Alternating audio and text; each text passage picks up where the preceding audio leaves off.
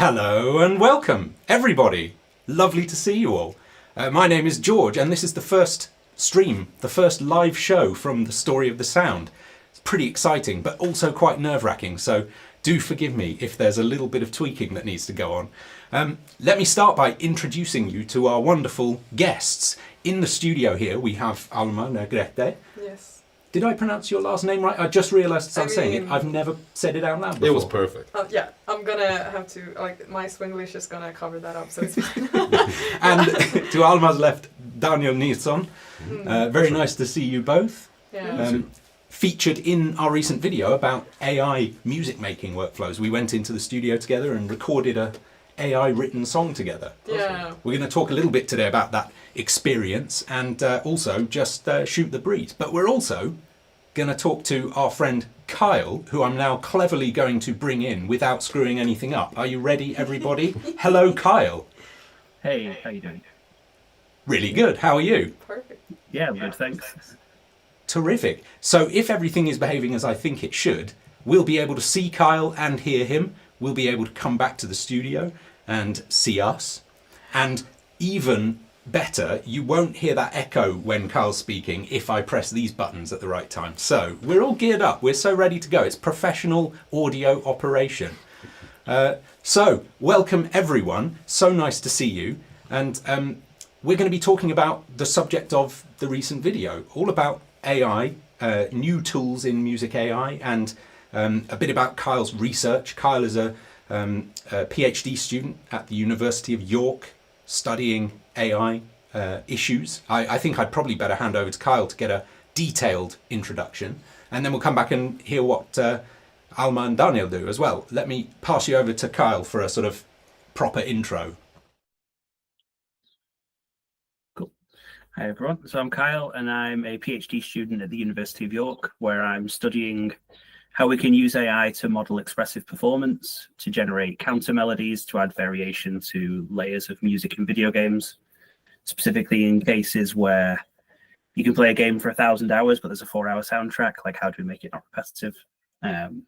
As well as that, I also run a small startup where we make ethical, grass-fed open source AI tools for musicians, and I teach at Edge Hill University. Fantastic, very exciting stuff. So Kyle is going to be our sort of voice of reason, our expert on this. And needed. I think it's fair to say we're all relative novices when it comes to the tech and the AI here, but we are all musicians and we all have experience and history making music. So why don't I start with you, Alma? You can tell me what you do in music, how long you've been doing it, what your styles are, your passions, your... Yeah, sure. Well, I'm a producer and a songwriter, and right now I'm learning to do mainly K-pop. That's songwriting mainly for an Asian market and Korea. And it's really exciting. I just had my, what did you say, diploma? Or yes, got your degree in music production. Right, from Musikmakarna, a nice school in Örnsköldsvik in Sweden. And right now I have signed a management to keep working on my production and songwriting. Yeah. Fantastic. And Daniel, what do you do? Well, I'm a music teacher, but I haven't really studied music or done anything like that. I started playing music quite late in life, so I just enjoy playing music and playing instruments and singing with friends and stuff like that. Yeah, more or less, yeah, that's it. You're good at it as well. Thank you. You're too humble, I'm gonna say it. Yeah. That's the Swedish way. We don't boast in No, Sweden, do we? we do Luckily, not. I'm British, so I can boast on your behalf. They're brilliant. And if you saw the video, you'd know, because you heard them play and you saw them produce a song sort of from scratch based on a Suno track, an entirely AI-written thing. Right. And let's start there. I want to ask Kyle, if you wouldn't mind, to explain to us the difference between that kind of purely generative AI and some of the other types of things. You said in our video there's 100 different things in music alone that AI can be applied to. Completely generative work is only one of them, right? So let me hand you over and you can tell us about it. Cool. Happy days.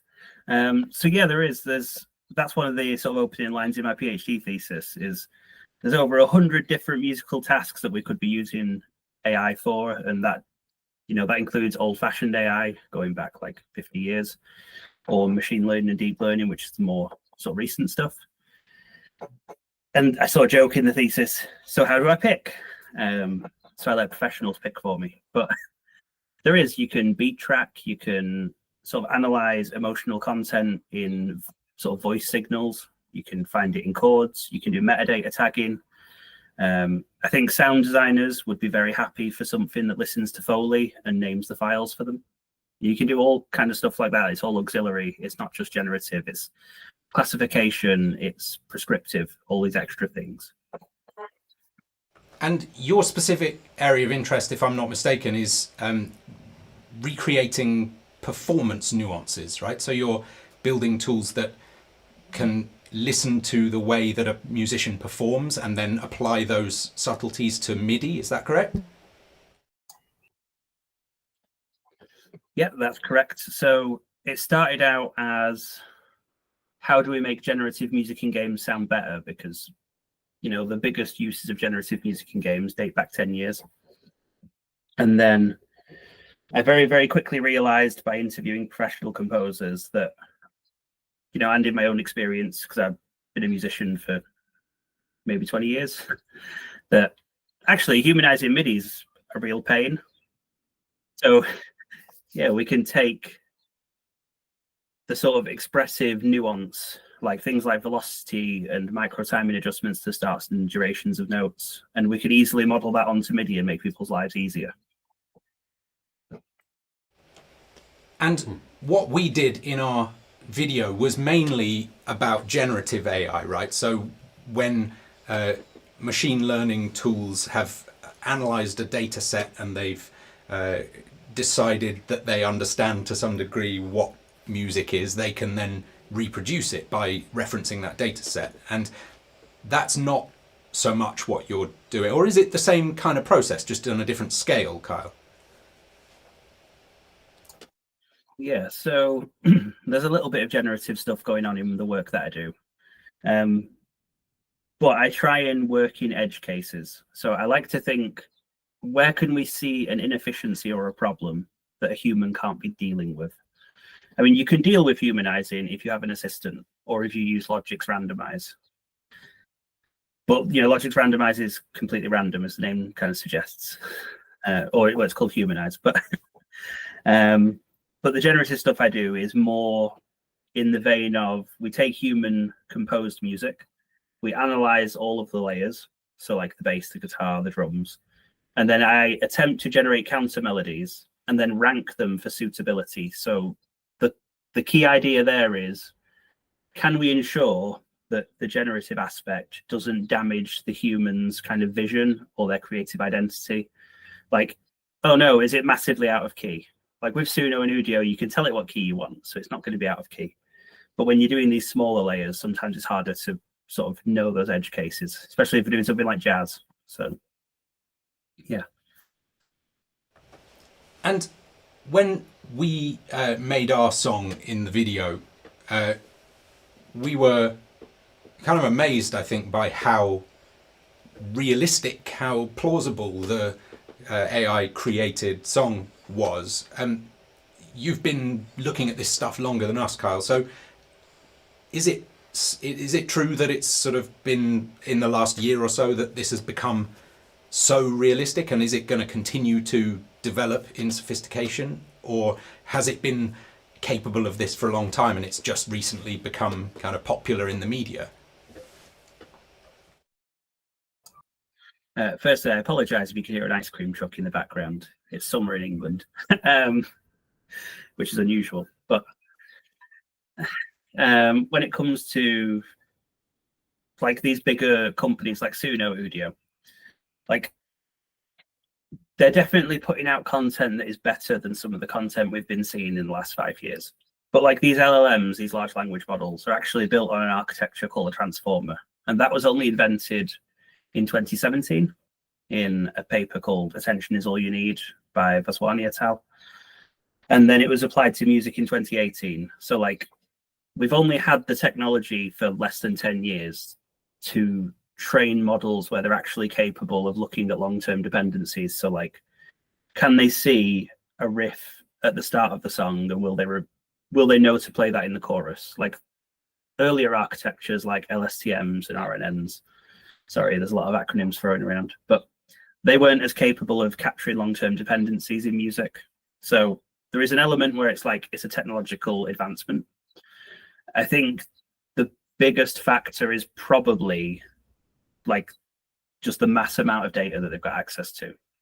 And, you know, maybe that's the thing we'll discuss later. I don't know what the questions are looking like, but, you know, there is a lawsuit at the moment with Sony and Universal and Warner Brothers, but then there was a post today that they might be striking deals, but, you know, having that kind of quality of data, like, you know, I can imagine that any of the three of you, when you go into a studio, you're making really high quality, like, musical data. So having that much on the internet that can be kind of taken and trained on is the biggest sort of mitigating factor, I think, like the availability of it.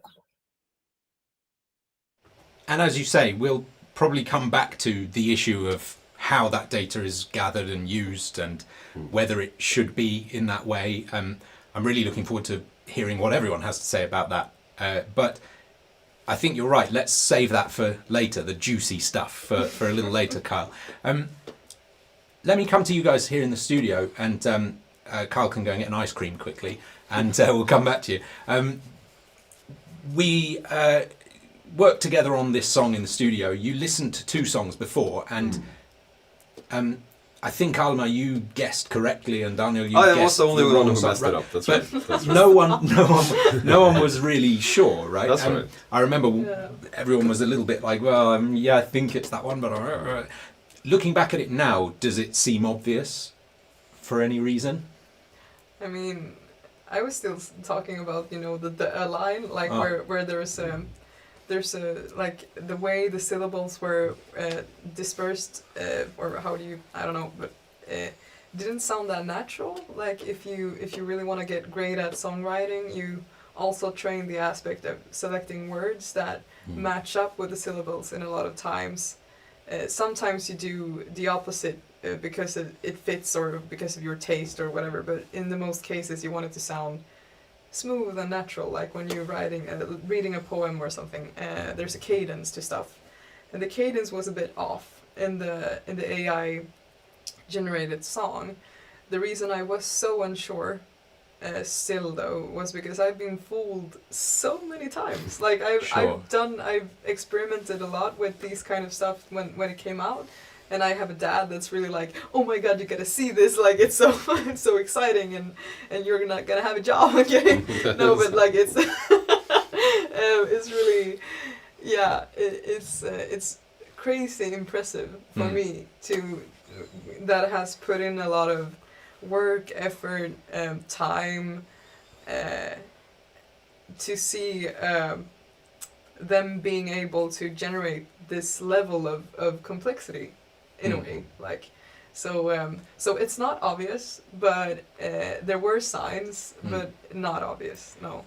And I put you all on the spot, obviously. It was a bit unfair of me, because any kind of test like that where you point a camera at someone and say, what do you think? What do you think? Have I tricked you? Have I tricked? That's kind of a harsh environment. But also, we mentioned briefly in the video, I did kind of try and make the song I wrote sound a little bit like it could have been an AI, so it wasn't a very scientific test, and I admit I was trying to cheat a bit or trying to trick you. But one of the things that I thought someone might touch on and no one did was that the as boring as the song I wrote was, it was sort of it connected in a different way than the first song did. And maybe this is what you're talking about with phrasing. So the vocals and the guitar go together more obviously. Like there's rhythms that match and sort of dynamics that match. And I couldn't not do that, because how do you choose not to? But I don't know how you would write a thing like that funny line where it makes sense kind of technically, but it doesn't sound like language. It doesn't sound like singing somehow. I mean, it's interesting because you said also in the episode, I think, when you said, oh, but this thing you did here with the melody, that was a bit more interesting, Right. but the way it's sung by the AI is this, and you kind of corrected that, and it was kind of, you know, more straight, a more straight rhythm than what I was doing with the melody. And, and there's a lot of spots in the song where I'm guessing that's where you're taking it at, that isn't really this human flow to things in the same way, and I'm guessing that's why we need scientists like Kyle to save our asses. Exactly, and there's something that Kyle said in the video actually, and this was a really tough thing in making the video to cut it down as much as we did, because this issue is so enormous. It could have been a 12-hour video, of course, but one of the things that Kyle said that I really wanted to expand on, and maybe we get a chance to now, is originality in music making kind of comes from the human touch. It comes from our biases and our experiences and our ability to choose and evaluate novelty in sounds and in ideas and combinations of words. That made me think, and Kyle, I'll ask your opinion on this in a second, wouldn't these machines be so brilliant for generating experimental ridiculousness for us to evaluate and make novel things with? So I'm wondering, it's obviously quite impressive to closely mimic a radio pop song, but wouldn't it be more useful to have this thing generate random crazy noises and let us pick and choose other things? I'm really interested in aleatory in music, randomness, and it's so hard as a human music maker to be truly free and random, because you're always choosing things because you heard them once before, or because that's really a problem with me with songwriting. So let me ask you, Kyle, to just expand on that a touch if you can, and then I'll come back to hear maybe what Daniel has to say.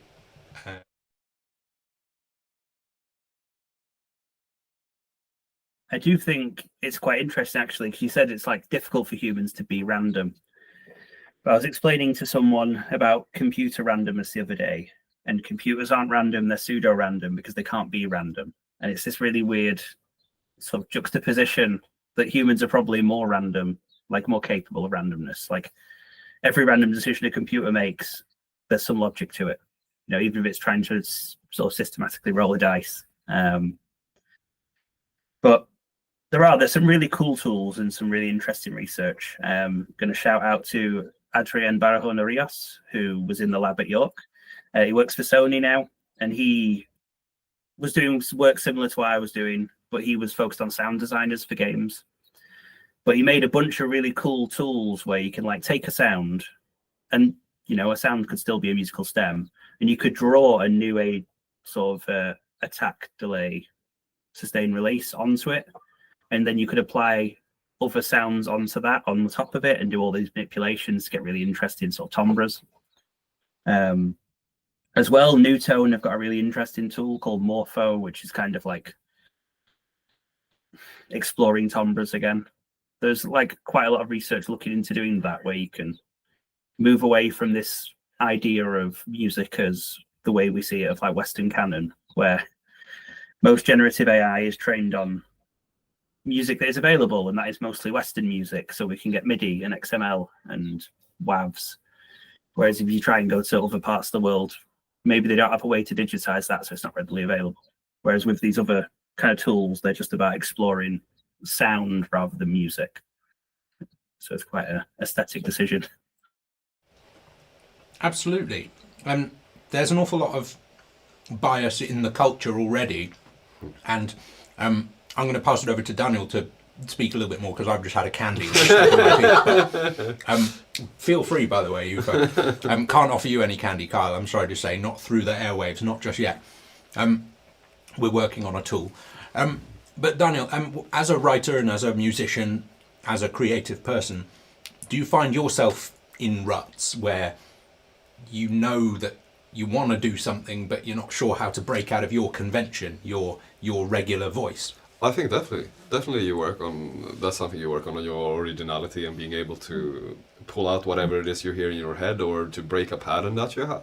or whatever. And I think the question you were asking earlier about just originality or whatever, I don't know how these models are trained, but if you're asking about something being random or breaking a pattern, then maybe the trajectory of music is something that the models doesn't really know about when they shifted off for something that was from something that was a really obvious pattern, or maybe they just think of music as a whole and think there's no trajectory of going somewhere, it's not getting more random. Or my imagination is that they trained a lot of the music, they had a person listen to it and say like, this randomization is okay but this is not, and then the whole mechanism of the model depends on who you train it on, right? What is okay to break, what is okay to shift and change, and what is okay to transform depends on what that kind of training person thinks, right? I would imagine. And I always find the hardest thing for me when I'm writing is I know I want to do something creative and original,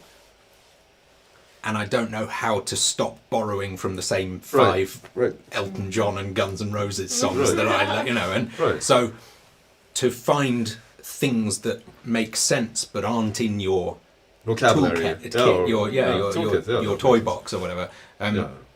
That's something that I always really struggle with. Alma, do you find that, or are you constantly finding new creative ways to express yourself? I mean, I had this comparison when I was younger of in Sweden we call it like en juicemaskin, a juicer. Yeah. Like you put bananas and apples and stuff in, and out comes this juice that obviously is made of the bananas and apples that you put in. And I mean, the same process, I've experimented a lot with my creativity in that aspect, that I went through 1 month of listening to folk songs or folk-ish tones, and obviously what came out was very colored by the folk scales, or it was really interesting to see that kind of direct response to what you put into your mind and what you listen to watch the influences change. But I find one other aspect of the conversation interesting as well is when you talk about what is original, and what do we talk about when we say something is different or breaking the because I think one aspect of the conversation we're having, when you look at the AI that beat the chess master or the Go master, like in AlphaGo, one of the main things of the originality was that we did not understand how it came to be that move was made.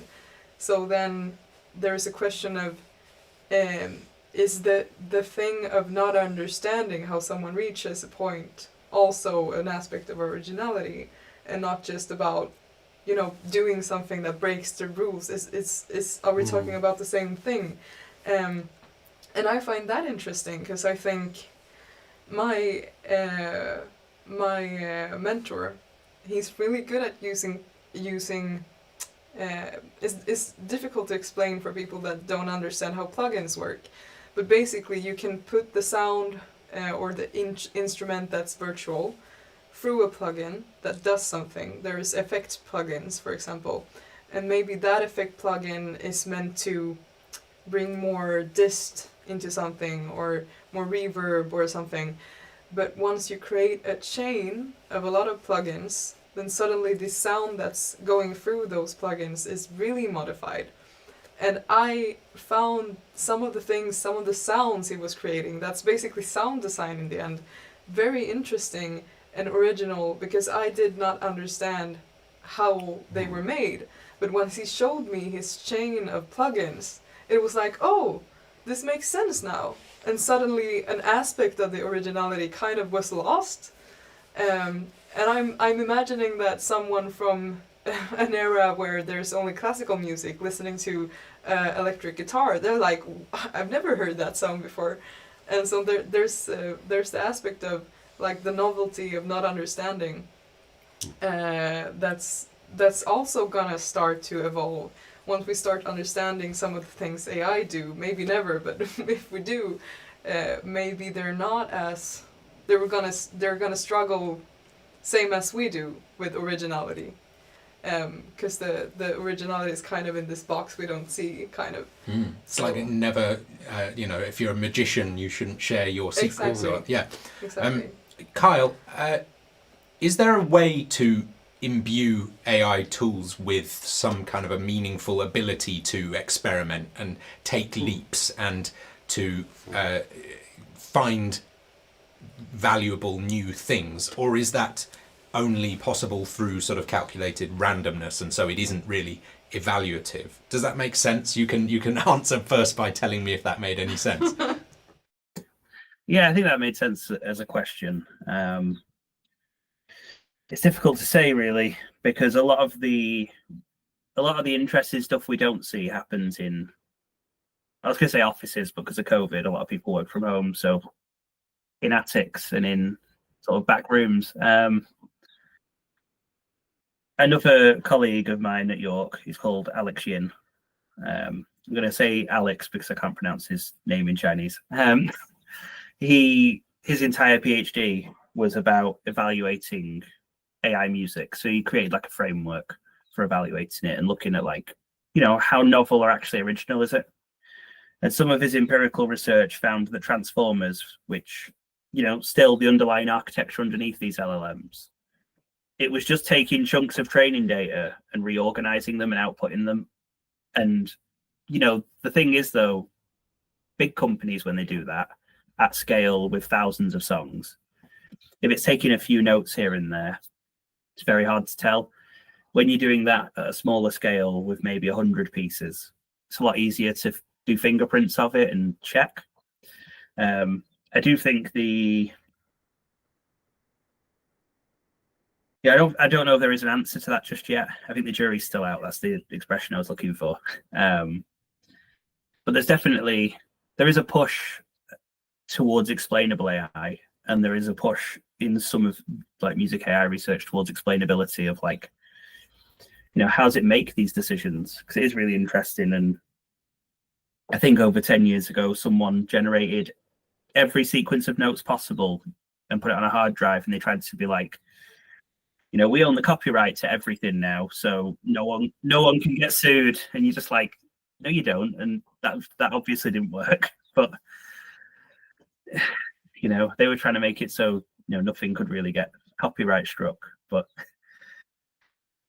now though, more evolved architectures are like black boxes. These neural nets, they've got so many layers, you can't kind of go in and pick the neurons and have a look. So we do need some more explainability, I think. Sorry, I hope that answers the question. Absolutely, thank you. I mean, as far as it can be answered, and that was kind of the question, is how much is it possible at the moment in, the knowledge of leading minds? And it's scary to imagine a future where there are real, cyborgs walking around having the creative and intellectual capacity that we think we're so special for having, but it's kind of getting closer, isn't it? Daniel, are you ever afraid for the future with this kind of stuff? Do you find yourself worried for... That's an interesting question. If you're the music is going to be awesome if they can do that, right? So if you're purely interested in listening to awesome music, then but then connecting to them, that might be more difficult, or actually having a reason to play music. I've been thinking about this argument a little bit back and forth. That will I still be playing music if cyborgs can do it better, right? And then if you look at machines doing other things like making clothes or stuff like that, and a lot of there's a real worry there that people might not be that interested in playing music if just machines do it better all the time, or because it takes a lot of practice. It's a language, and it takes a bunch of knowledge and a bunch of skills to be able to do it. So I don't know. I'm hopeful for listening, but a little bit worried about the players. Maybe. Yeah. That's how I would think. Something that came up in the video, which is very interesting to me. At the end, we discussed, would we still do this? If it was as easier, and we all agreed we don't do it only because we think we can profit or outcompete, or there's an element to which we do it because it feels good and because it's fun and because we can socialize through the process. And you mentioned languages, and I was thinking, would I learn a new language if the translating tools in my phone were better and faster, and I could go to any country and just sort of speak through the phone, like in The Hitchhiker's Guide to the Galaxy with a little fish in my ear. If I, would I learn? And the answer, I think, is yes, but there would be fewer incentives to do it. Right.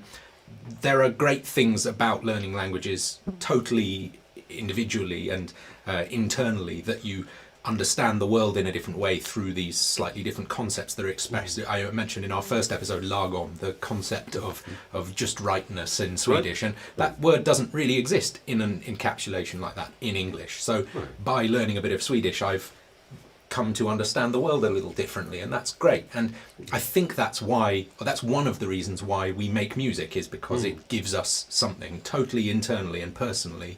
It's fun, it feels nice, it's a way to explore our emotions, it's a way to feel closer to ourselves, to find ideas, to play, but then there's also a ton of other reasons. I think if we're all really honest with ourselves, we want to impress people, or we want to make like money, sure. or we want to, so I think it's worth breaking the conversation down into those different intentions a lot of the time as well, so that we can see, oh well, I can fear for the loss of my revenue streams in music without fearing for the loss of my personal enjoyment of it, but that's right. But I mean, we're also speaking of from the points of, I wouldn't say maybe not experts, but in the sense we had music at school, we'd played instruments for a long time, we learned a lot of music before we decided that this is something that we want to do and keep doing. So the assumption of, will people still do it, rests on that a little bit. Will we, if there's no incentive to make kids or young people play music for a long time, then you might not end up on this. It's the same with a language, right? So if you want to start learning a new language, that's fine, but if you already have the knowledge that this is going to help me do a bunch of things and feel better and socialize with a bunch of people and understand the world, then the incentive is clear. And that's from the point we're talking a little bit, right? We already love music, and it's obvious that we would want to play it, but could you then argue for another person, hey, you should learn music, it's awesome, but their point of view might be a little bit different, right? I mean, I kind of find this topic interesting, because I mean, there's a breach in how things are evolving musically right now, but if you look at the fact, I was thinking about two things.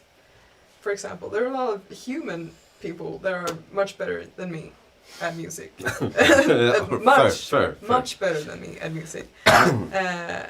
And while that can be discouraging, like if you were put in a band where you were a saxophonist or something, and you were the only one in the band, like present moment, that's playing kind of shit, and everyone else like is losing their minds. I mean, that would be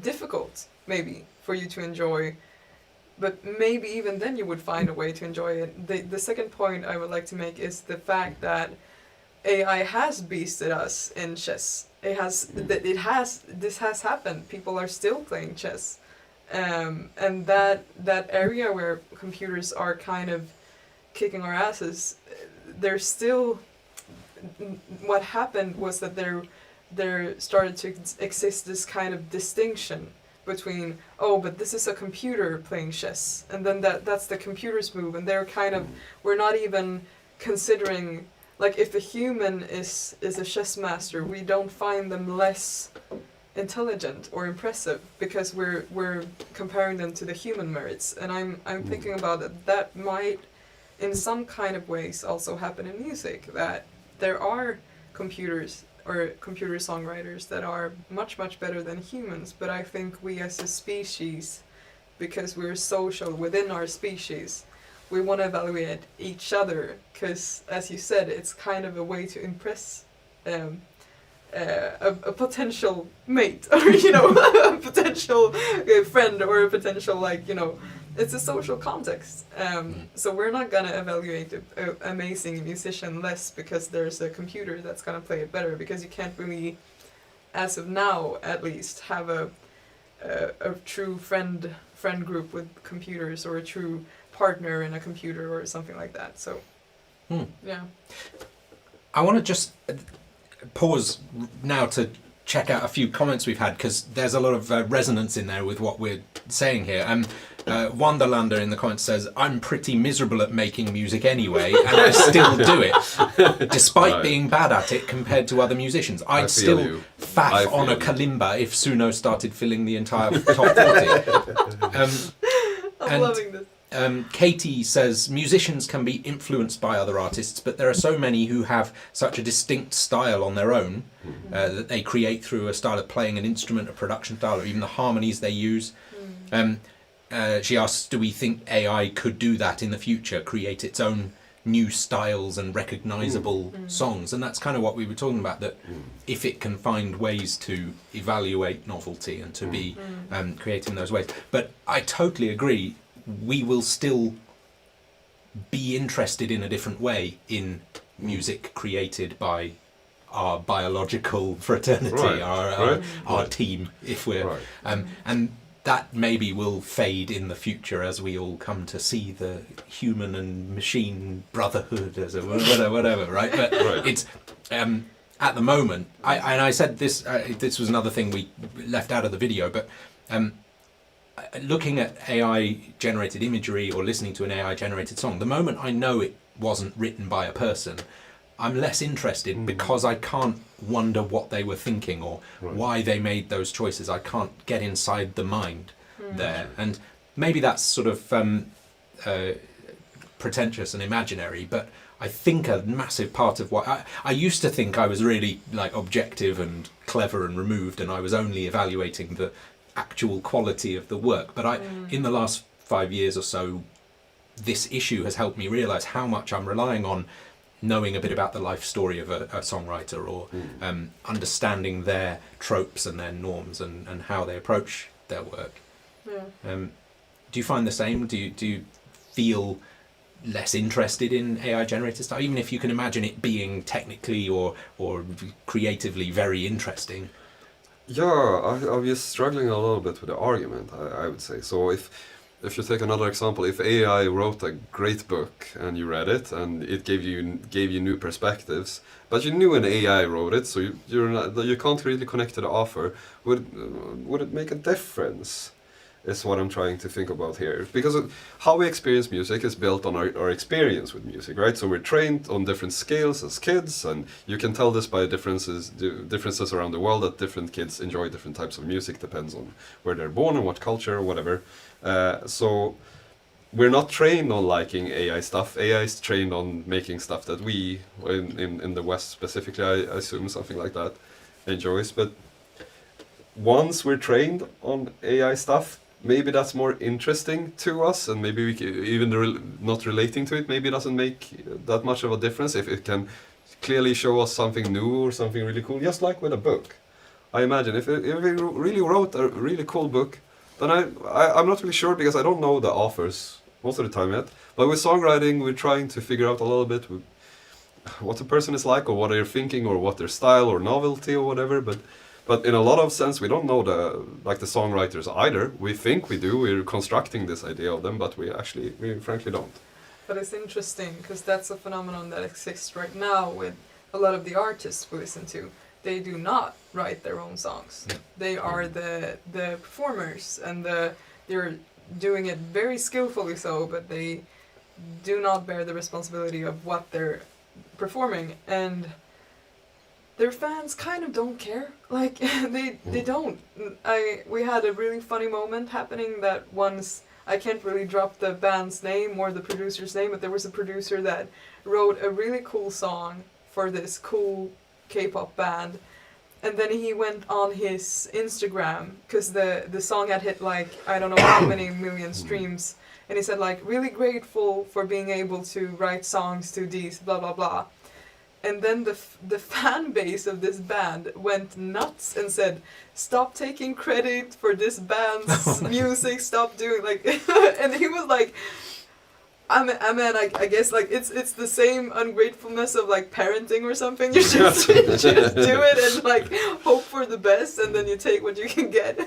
So I mean, that was so if you tie it back to it like AI, I think that what we're gonna come up against is as of now, my argument would be it does matter if an AI has done something or not once you know it.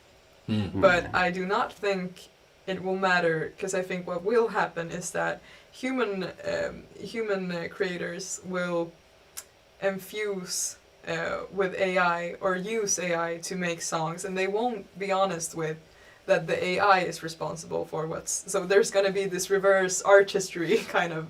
This is the perfect opportunity then to transition on to, I think, an important part of this thing, which is credit and ownership. And there's two parts to this, as far as I can tell, and I'll ask Kyle to tell me what I'm missing in a second. There's the ownership of the data on which the models are trained, the data set, the world's depository of work so far, and the way that it has been brought into some of the current tools and products. I think a lot of people are pretty confident saying is wrong and illegal and insane and counterproductive. Then there's the ownership of the result. So if a tool like this creates something, does the person who clicked the button get to profit, or should the tool itself profit and the people that made the tool, or should the artists whose work it was trained on be profiting, or should so explain all of this to us, Kyle, and make it make sense, and solve all the problems now, please. Sorry, just generating the answer now. It's really tricky. There were so many cool things in the last few minutes where I was like, there are things to say, but I'll stay on topic with this for now. As I was lucky to co-author a book chapter with Catherine Flick. It's called The Ethics of Creative AI. And we broke down this sort of ownership thing into two levels. It was authorship and ownership. So like ownership being who owns it, like, because you get like the master rights to the file, and you know, if someone's give you an advance because they want you to make an album, you know, contracts being what they are, you don't always own what you've made, unfortunately. But then there's also like authorship in a very separate sense of like, do you feel proud of like the thing that you're making? Which is definitely, when I've done other research interviewing professionals, those are two separate concerns they've got. They're like, you know, anyone can press a button and now generate something that is almost on level with, you know, depending on the tool, something made by a professional. So they have worries about that anyway for job security, but it's like, yeah, who owns that? Some of the tools have sneaky little clauses in their terms and conditions where they say anything you generate, they own it.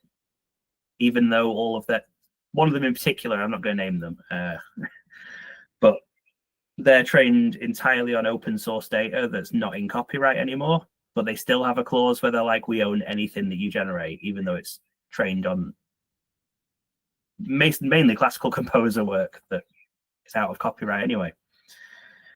But then the authorship thing's quite different of like, you know, the ship of Theseus, how many boards on a ship do you have to replace before it's a new ship? And if you were the original shipwright, are you still proud to have made that first ship, even though every single board has been replaced? It's very tricky. There's also like, just going back to some of the things that were said by like Daniel and Alma, there is a lot of research that finds if you tell someone they're listening to an AI piece of music, traditionally, because we call it like the provenance of the music, they do actually rate lower statistically. For some reason, if you put a Likert scale like 1 to 7 in front of a person and say, here's the exact same song twice, this one's made by human, this one's a machine, they will just rate it lower. But it's crazy. I mean, it's not. There's probably lots of psychology to it. But what do you think the future is for a world where AI or artificial intelligence is incorporated into creative processes, co-authors? Do you think that the global intellectual property legal system is going to figure this out, or is it just not going to happen? Kyle, what do you reckon? Yeah, it's difficult. I mean, it's difficult for them to do it. Like anything that's legal or contractual or legislation related, they'll spend far too long trying to figure it out, and by then, the impact will already be very visible. But it is tricky because, like, I don't know if any of you will have seen the UK government sent out like a poll, and like the BPI and lots of other music institutes kind of had that, and you could send in an answer. So I and a few professional sort of music producers that we all put our heads together and answered it. And one of their questions was like, what do you think of the approach that we've suggested? And here are the other ones we were thinking about. And you can see that there is this definite collision between them of, if they come down too hard on copyright and protect it too much, the AI companies will just go to countries where, there isn't, because not every country is going to have the same. And then what we actually will have is this sort of new blossoming AI sector, which would be part of, like, for us, the British economy, will just not be there. And that leaves the economy in a worse situation. But the counter argument to that is, if they don't come down hard enough on the copyright and IP situation, they're really hamstringing the creative industries, which is a very, very big part of especially the British economy. Like, it's something they're putting a lot of funding in to try and build up. So it is very tricky. I think they're going to have to come up with a solution. And like most laws, it's probably going to be the kind of thing where no one's going to be happy with it for a while, and it'll move around. For me, with like the stuff that I build, I try and find ways to not have to worry about it. So like when you're modeling expressive human performance, that's not copyrighted in the same way. So even if those legislations do change, I like to think that the company's going to be fine. And also, like, there are so many inefficiencies of workflow, and I'm sure we've all got them in like how we produce music, that without being generative, there are so many ways we could use those tools. And if you think back to when like sample libraries came out, people were like, this will be the death of live orchestras. And there's an argument that it kind of was, because there's not that many, but it also wasn't. They're still there. People still go and record in, like, I've got a friend who writes trailer music, and he occasionally just goes over to other countries that are very sunny and spends 2 weeks recording songs, then comes back very happy. Yeah.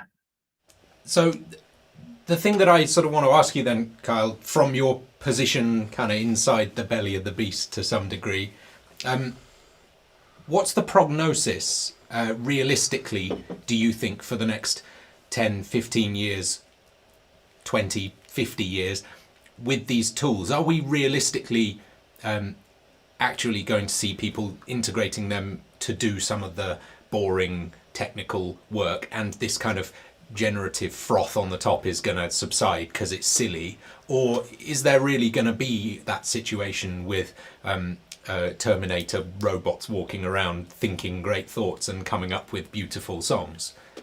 Does that make sense? Yeah, I mean, it's a tricky question. I think that there's going to have to be in a level of sort of adoption of the new technologies, in the same way that if you didn't start using sample libraries, and like when they came out, you were very quickly outmatched by people around you, because they would pay what, £500 for Omnisphere or something, and then suddenly they've got a wealth of instruments and sounds that are very high quality, whereas for you, you'd have to write something, then go and hire a person. Everything costs more money. And there's like, I think that's where the issue really comes in, is there's this big copyright issue. But we got into this a little bit in the original chat we had. If you think about music as a vocation and writing as a vocation, they're already inherently very, very competitive and difficult to get into. So there's already this barrier for entry for people from really low socioeconomic backgrounds and from like minority backgrounds where they don't have the same kind of opportunities. And the problem with the technology is either you take the technology on board and it lowers the bar for you as well, entering the market, or if you don't, that sort of environment is going to become so much more competitive, is probably the word. Like, if how hard is it going to be for new people to cut their teeth and actually start earning their first bits of like money from music and build their confidence? That's the bit I'm worried about. Like, you know, government's going to have to figure out the IP situation because everyone's furious about it.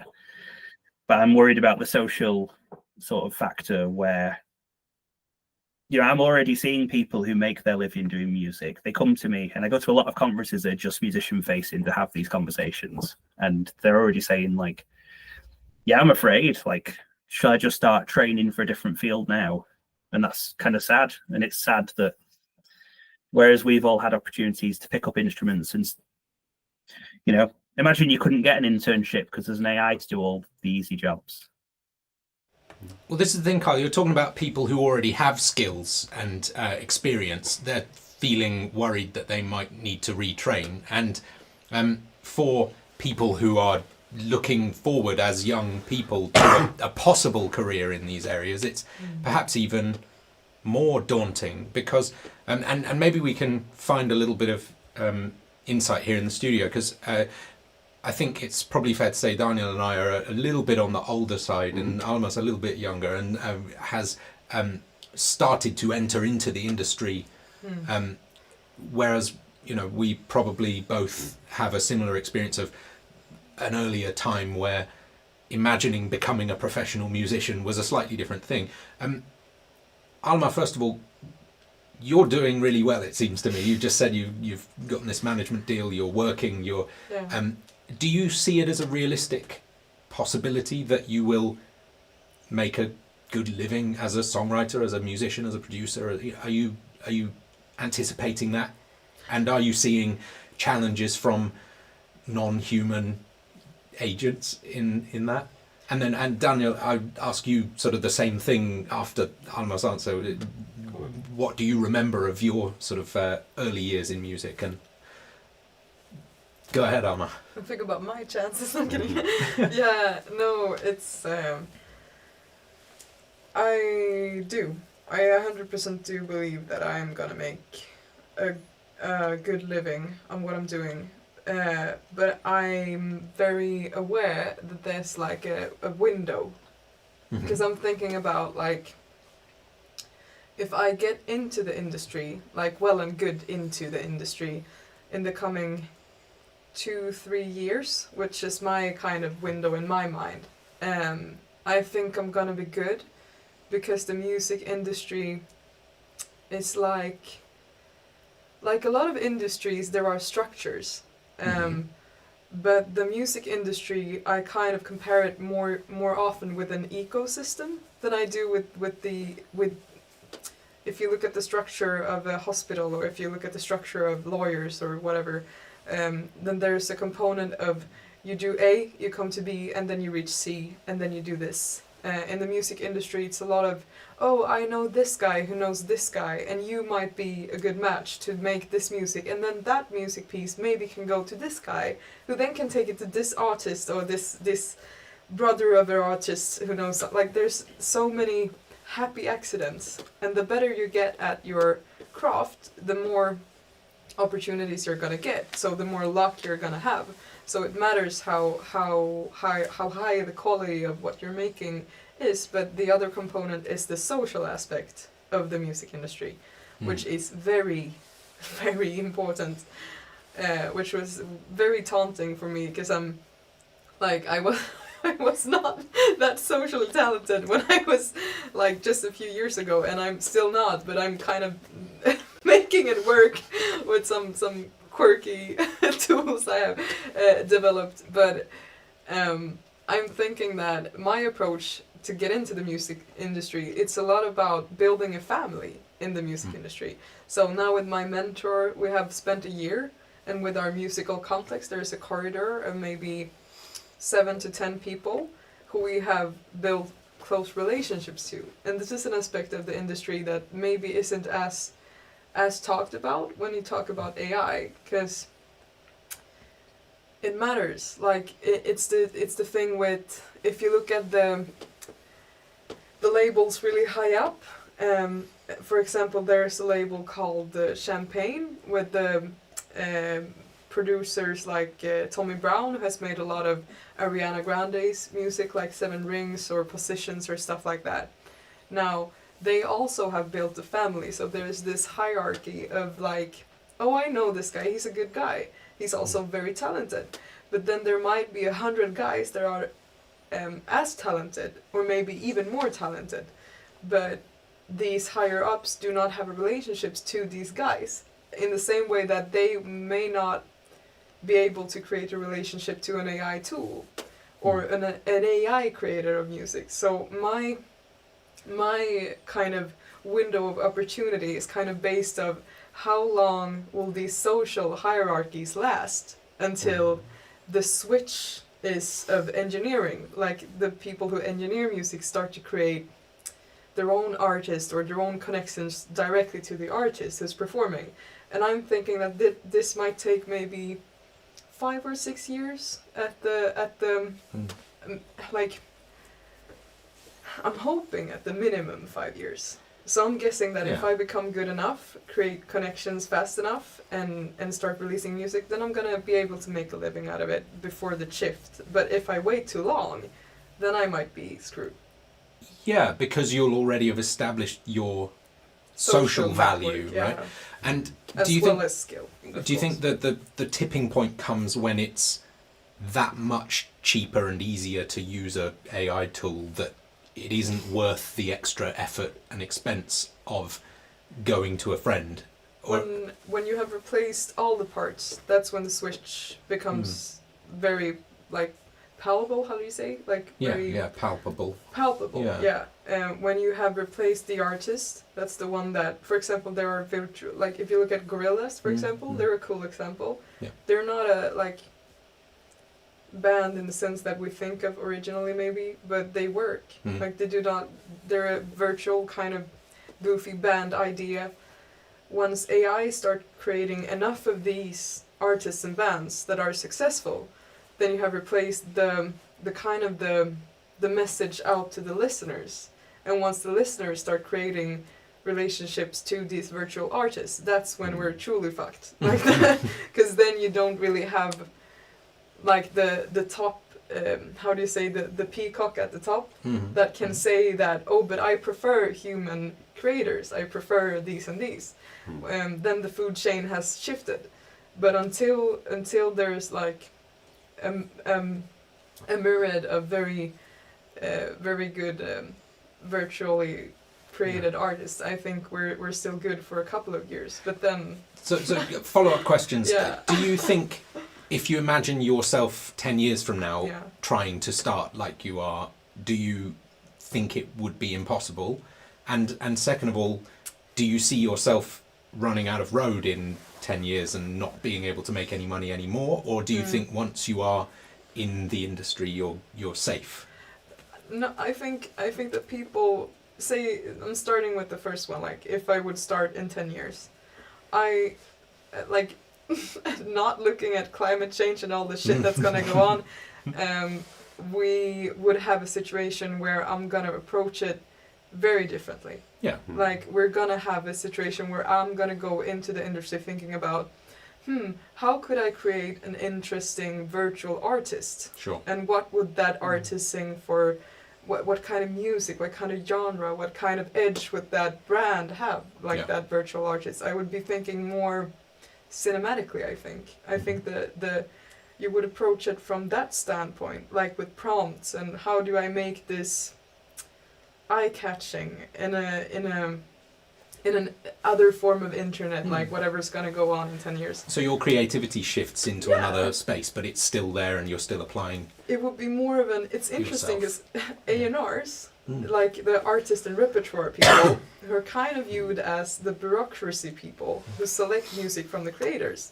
I think that they're gonna kind of have the role of creatives in 10 years, because they're gonna be, the mindset of an A&R is selecting, these kind of songs, these kind of genre, this kind of, like, you're gonna have people that where the creativity lies. Like what type of song, what type of genre, what type of image, what type of narrative. suddenly, And, exactly. So I think that would be one way to go in about 10 years.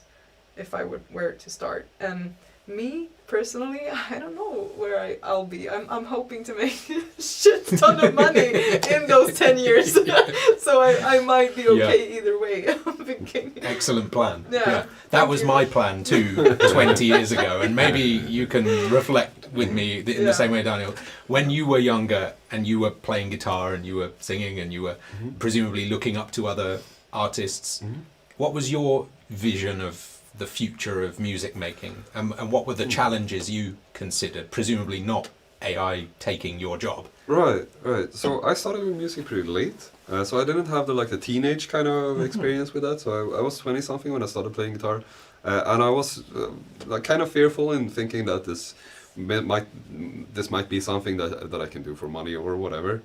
Might just rather do it because I enjoy it or something like that. But people I know at the same time who were looking at this kind of profession, they were thinking that the craft would be enough, no matter, because there was already a lot of people with sampling and a bunch of stuff already happening. So it was just simpler already to use a machine for a bunch of stuff, but the craft in playing an instrument or singing or doing something like that was enough to outcompete that.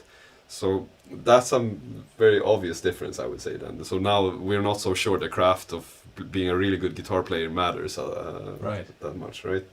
Yeah, I was going to say, my experience is that from my teenage years, I did start quite young, and I was writing and recording all by myself, sort of rock and prog rock albums and playing every instrument myself, and I thought I was so clever and cool.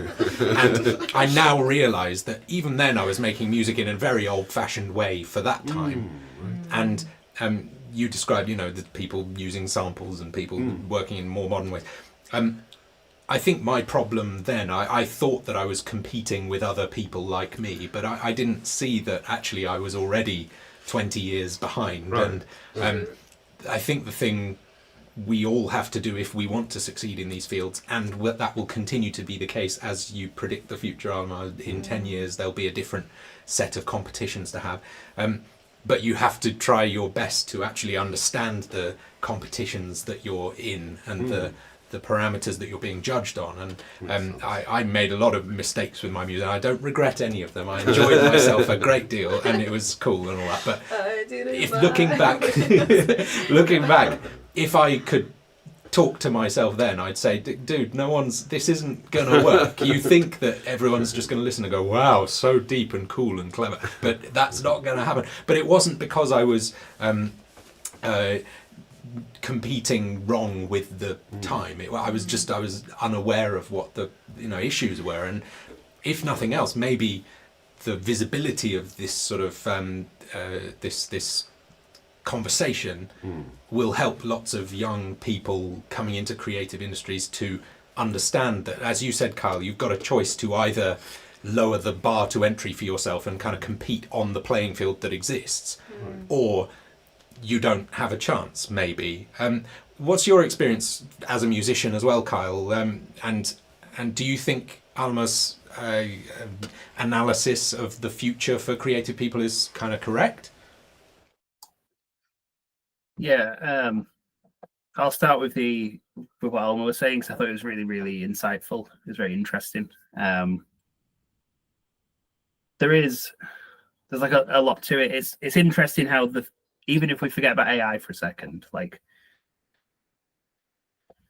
the field in which we as musicians are sort of living in has changed dramatically in the last 20 years. Like with the advent of technology like the internet and stuff, like now when you want to try and get a record deal as a band, they want you to be like a full package. And it's not even just in music. If you apply for some programmer jobs now, 15 years ago, if you were like, I really like audio and I'm a programmer, they'd be like, wow, an audio programmer, excellent, you can learn this. Now they're like, oh no, you need to have worked in the industry for 5 years. You need to know everything there is to know about DSP and be able to prove it in an interview. You need to also be able to code non-audio stuff. Like,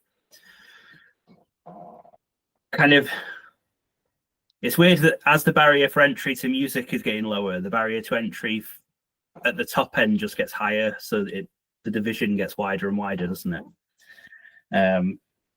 As well, to sort of, sorry, before I answer the proper question, I think talking about like the social side of it as well is it's really important. Like I made sure when I started my company to get professional musicians and music producers on board. And I picked people as well who I was like, you'll tell me if I'm doing something stupid or if this sounds like a bad idea. I was like, this is the most important, like picking people like that. Like music is tribal in a way, isn't it? Like, a VC said to me, and I won't name them because I don't want them to get harassed via email, but they said to me, music as a digital artifact will be dead in 5 years. And this was like 2 years ago now. And I argued with him. So that's probably why he didn't give me any money. I was on a stage and I was like, well, you're wrong. And then we got into it. But in a way, though, I voiced that idea to some people at high up companies and they were like, they kind of agree. But I also think, as much as I disagree, even if digital artifacts lower because it's so easy to just make one by typing some words, I think that's only going to increase the value of the tangible experience of watching and playing and doing music. Like, people Twitch and live stream writing music, and it's wonderful to see people sort of exhibit how much they love this thing and their understanding of it and their unique way of doing it. Like, I wonder, as the output becomes less valued to people, if the process would become more valuable. And maybe we could, maybe I'd even go to a bar and watch someone write some music for 2 hours. I don't know. I hope. Sorry, that was very tangential. What was the actual question? No, I think you answered it. It was all about, and I think this is the sort of the crucial question for us all is,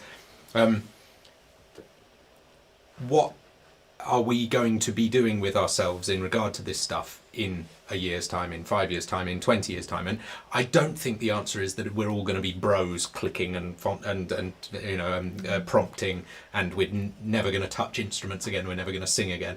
I just don't believe that's true. But we are going to have to, like I should have when I was 15, we're all going to have to sort of open our eyes to the reality of what's around us and say, what parts of this am I interested in? What parts of this engage me? What parts of this do I not want to touch with a pole?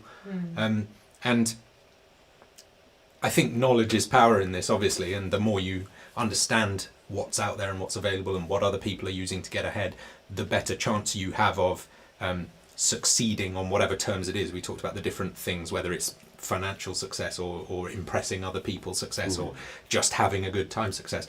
And I think, Kyle, you raise a really interesting idea that we might open up over the coming years totally new forms of creative community where we enjoy and pay for experiences where we sit together and play music or write music much more than we do now. I mean, these things do exist to some degree, but they are not the visible pinnacle of the music industry.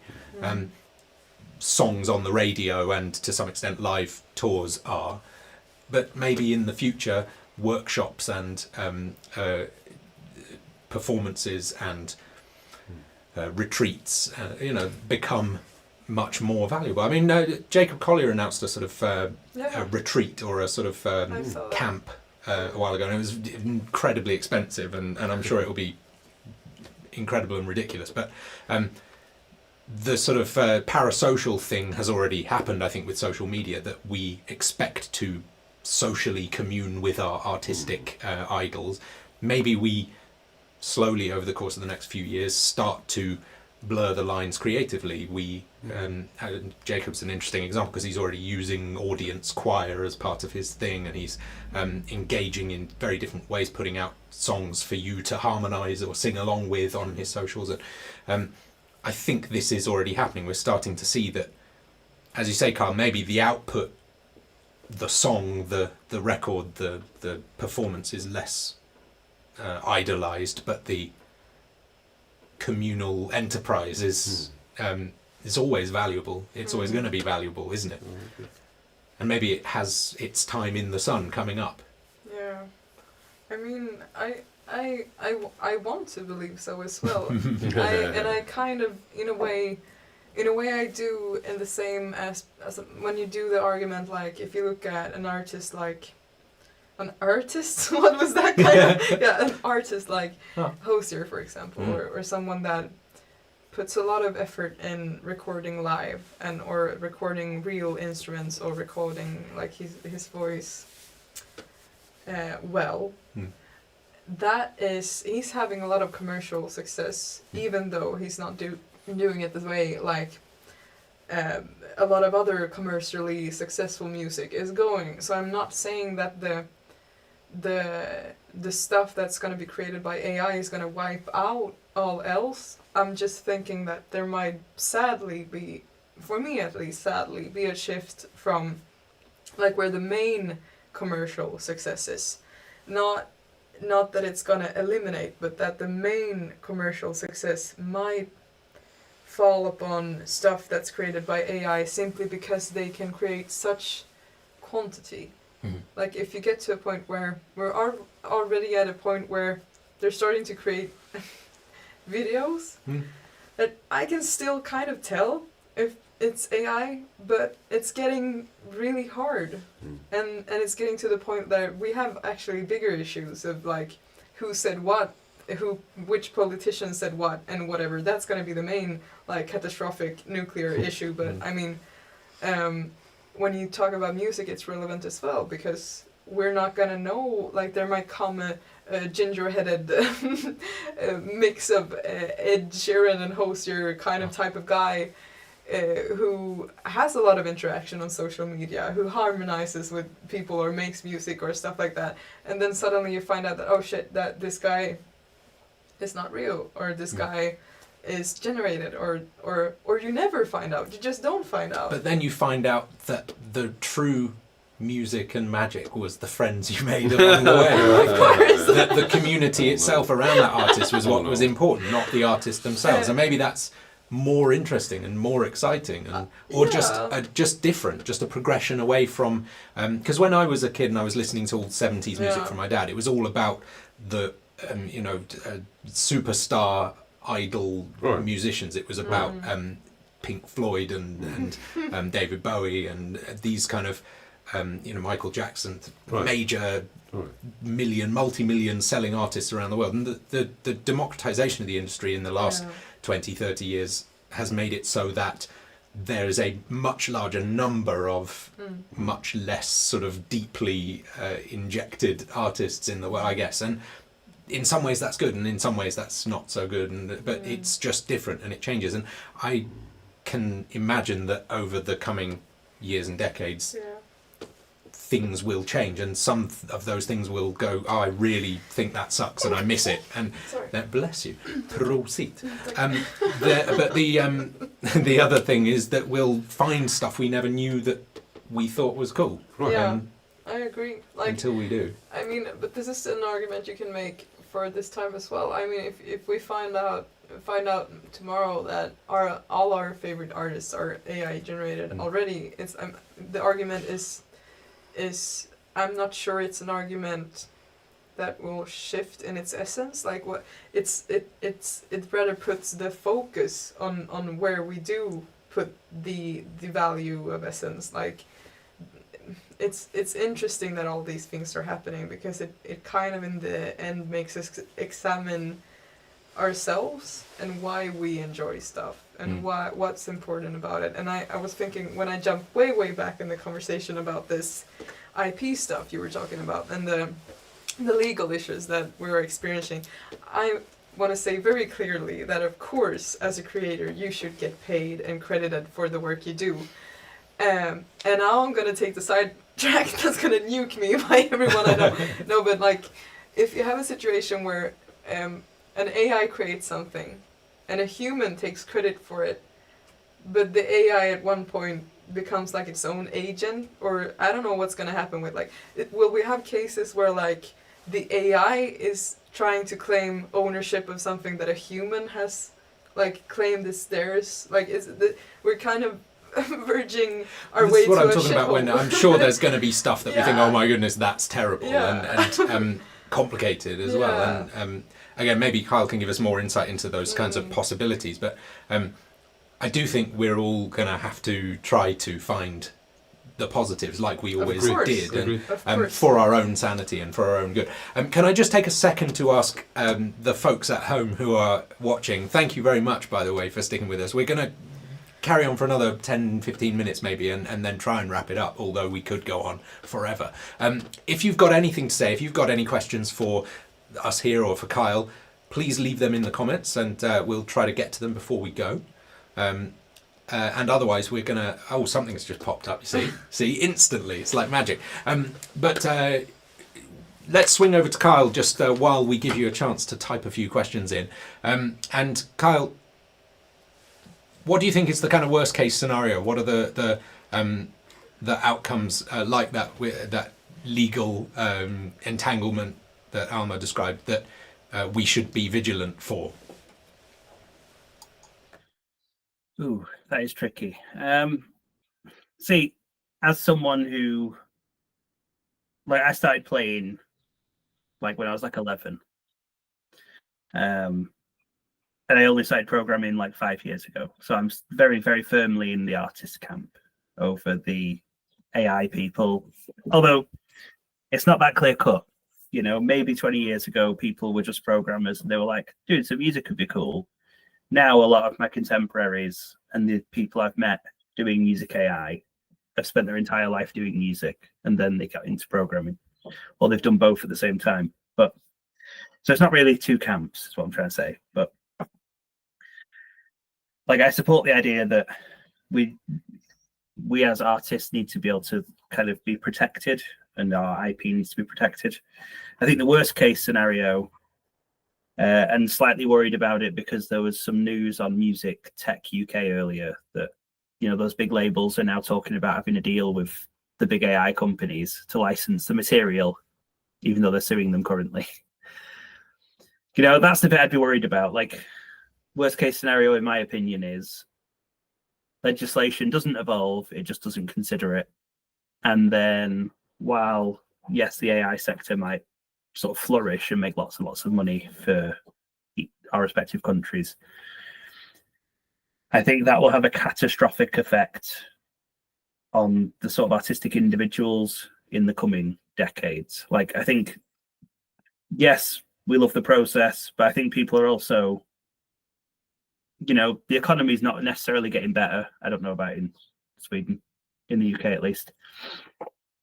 So I think the opportunity to do hobbies like music, especially things that require hundreds of pounds of equipment, are going to become less and less, and it'll be sort of catastrophic eventually. Like, it'll start small, but it'll sort of kill the arts a bit. Well, this is what I wonder, really, perhaps more than anything, is can we really foresee a future where the industry of music and of creativity is decimated? Will it become impossible to make money doing this kind of thing? Is it possible that this is that disruptive? Sorry, I wasn't sure if it's safe to go without the echo. So I don't think it's likely, because I think there are edge cases. Like, if we compare the implementation and the technical aspects of like meditation music, where it's very, it's not always melodic, but it's very sort of, you know, there's some notes to it, but it's very textural, it's very timbral. When you compare that to an experience like game music, where when you compose it, it needs to be delivered in layers, but not just layers, it needs to be small chunks, and they need to be sort of interchangeable, then they need to be implemented. I think there's like a scale of what is easier to do, and the more formulaic something might be by its nature, because that's the purpose, like a trailer or meditation music, I think they'll get hit a lot harder than some other areas.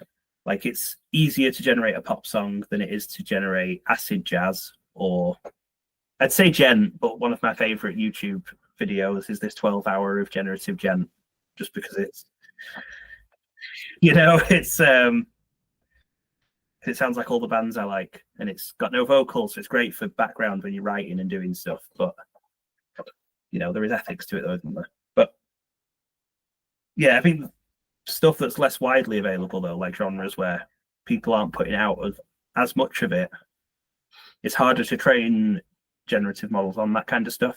because it's not as readily available. So I do think there'll be like degrees of what is affected. I like to think society will find a way to not let it be entirely destroyed, but I am a bit of a pessimist. I don't know about the rest of you. I think we're fairly optimistic, aren't we? I mean, you know what? One question we haven't talked about. I mean, maybe too late to bring it up, but Go on. The task of trying to imagine the best possible case scenario. Like, what would we like to see in a world where AI disrupts, but not necessarily in a terrible way? Like, what would be a possible way of, I have one thing to say immediately about that, is that I think any good future has to include proper compensation for the process that got us here. So somehow, some way, I need to get paid for all those ridiculous little songs I wrote when I was a teenager, and it might only be £20 or £200, but the fair share of input should be included, considered somehow. You know what would be interesting? Go on. I just thought about something. It would be interesting to have humanity as a whole understand the value of culture in a way, to the point where people who create in this way kind of get a salary from the government. Like a way to make a living where you're recognized for the work you're doing, and we maybe accept that there's it's too weavy to try to take into account how stuff are made. So to make it possible for creators to exist at all because we enjoy it, we might put aside a part of the budget. That's always risky, because when times of war come along, priorities are made. But I think maybe that could be a possible way where we economically value music and artistry as kind of a fact, in a way that we as a society not necessarily do. We value the streams, we value the music videos, we value the concert tickets, but we do not necessarily understand the value of music as music. I'm not saying for a second that this is at all possible, but an imagined future in which somehow the machines could understand and evaluate and count up how much contribution was made to the outcome of whatever tools by whoever, and somehow funnel value back to them. Money is the most obvious way of thinking about that, but let's say little me at 15 wrote a song that ended up in a data set, and it was 0.04% of the influence for some outcome from that tool that made a hit on the radio or on the future equivalent of the radio, right? And somehow that little bit of value just streams back, and suddenly it becomes a revenue stream for everyone that has played their part. I think one of the reasons I'm a bit against that idea is because you come against the same problem you had once Spotify took over. Like, there was this streaming issue, and there's still this debate going on that the creators are not getting enough. But that's the thing, the question there is how much of the value gets sort of carved off to the creator of the medium, you know. But I understand, but like, if the percentage is incredibly small, and let's say the generative AI uses 90% of the time, it's gonna use 10% of the most listened to material and the most quality content. Like the same reason that I'm sorry, Kyle, right? Yeah. Kyle does not go to a novice drummer for his project where he's trying to emulate how humanized drums sound. It's probably, I'm guessing that maybe an AI is not going to go to a novice songwriter or someone that's not as played to try to generate something with a certain prompt. So I'm just kind of worried for the that it's just gonna put the of course, and in my in music completely industry fatuous, serious. impossible, Yeah. imagined sort of idea, the fairness is just assumed, right? I know that is the most difficult thing of all, but it would be cool if somehow I understand. there was a way that, you know, and I'm really sure it's not possible, which is one of the reasons that won't be the future. But it's also not human nature to go for fairness and reasonableness always, is it? It's. I mean, it's. I think the idea is beautiful and it would be fair, but I don't know if it would answer the question of can I make a living as a creator. Sure. I just think they are kind of different goals, I guess. Well, sorry, and I sort of ramrodded the question at the beginning by saying I think it's really important that the revenue or the sort of the compensation of the input gets respected. What else is important as you sort of progress through that imagining? So the making of tools that enable the use of these technologies, that's a part of it, and there's some creativity in that, and then there's outcomes that are produced by these things. I think my vision of sort of the beauty with all of that is that there are tools made by people who understand why people want to do creative things, that they want to make music, and they make the tools fit those psychological values and those social values that we've talked about, and then that the outcomes are somehow different and valuable in their own way from what people already have been doing. So when sampling became popular in music making, it wasn't popular because it allowed people to trick people into believing that they had a string orchestra or whatever, right? It was popular because people started doing stuff with it that couldn't have been done with original recordings, right? And same thing with modern studio music tools. They allow you to work with audio in different ways than was possible with tape or with, you know, and that's my hope for the future with this stuff, is that the tools and the outcomes are in themselves sort of they understand what creativity is and what we want to get out of this stuff. Yeah, that's a valid point. I mean, what would you like to see? Have you thought something about like a world where... I think the fairness is really tricky. That's not something I think is easy to figure out. I don't think it's been fair so far, and I mean it's probably gonna get worse is what I figured. But when I imagine what I would like to see, then I think it would be really cool with humans interacting with the technology. Would be something that we value a lot. Like, so imagine you could be the only human in a like AI band, for instance, and you could play the actual music that you like, and you could have musicians that do specifically what you would like them to do. That would be there's a bunch of really cool things, and bringing together a bunch of, I don't know, a bunch of clashing kind of musical cultures that wouldn't meet otherwise would also be super cool with this technology. It's a bunch of cool stuff, and just studying, if it was possible to study music from a different way than humans study music. That also there's a lot of originality I hope for. I would say with the best case scenarios. When it comes to just making a living and all of that, I think that's is complicated and tricky, and probably, hopefully, would involve this kind of cyborg thing where you interact with the machines in some way. That's what I would figure. Yeah. I feel bad because we've made it quite difficult for Kyle to jump in and have a say in this because of the way I've set this up. But I imagine, Kyle, you've been listening to this last few minutes and have a few thoughts. And if you could remember any of them and share them with us, that would be lovely. And then we've got a couple of comments from Wonderlander to look at before we finish. What are your thoughts, Kyle? I bet you've got some.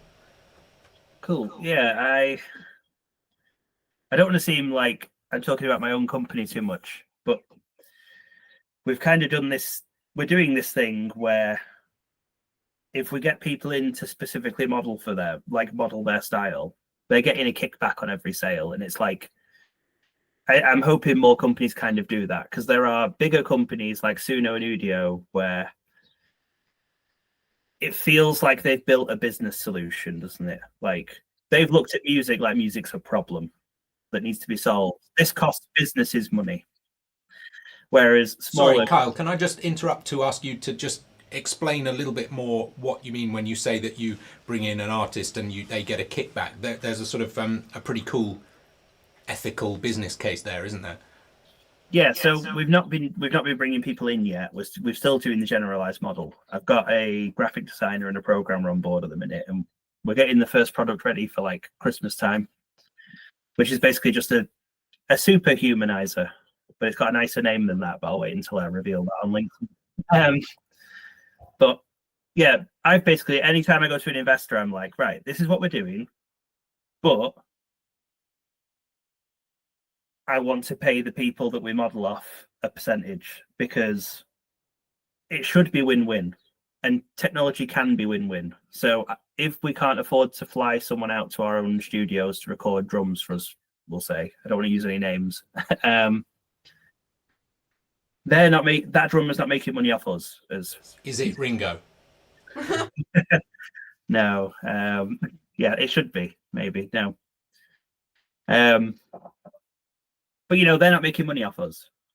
But if you built a facsimile of like a performer and people breaking into the market could use that for a cost, it shouldn't just be the tech company making the money. That person should be getting a kickback, because then it's a win-win-win, rather than just like, woo, Scrooge McDuck's swimming in a bath of money. I don't know if that's to all the reference, you know, but... No, but the idea is then that the artist gets gigs they would never get because they're out of the price range of a lot of people, but the people out of whose price range they are still get the closest thing to that particular performer, and your company makes a thing that is valuable and has a place. So win-win-win, as you say. That's really cool. No, thank you. But that's the hope, and then there are loads of other inefficiencies in like workflow, like naming files and cleaning them, that you can sort of tackle. But I'm hoping these smaller companies like mine are I'm hoping we're gonna make things that allow people like the three of you to push boundaries and do cool things, because that's not the business solution.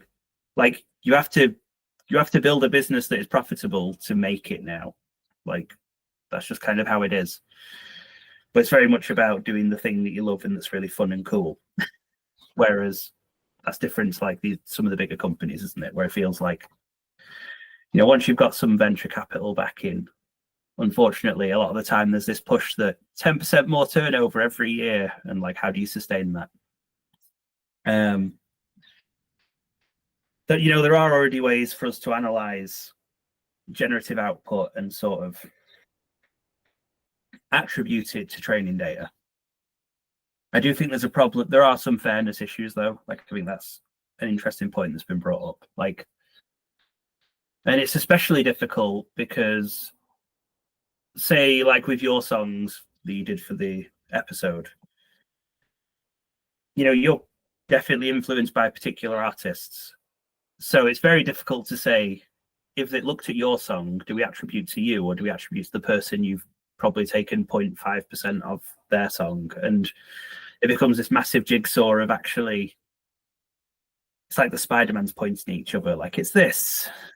So it's a problem. I am hoping that legislation moves in a direction where artists are fairly compensated in a way that it feels worthwhile to continue doing the thing that they love, because it's wonderful when people can make a career out of doing something they love. Like, there's a lot of terrible in the world, and cutting out your small slice of like joy is just really important, isn't it? Sorry, that might be a bit, you know. No, that's beautiful, Kyle. Thank you. Yeah.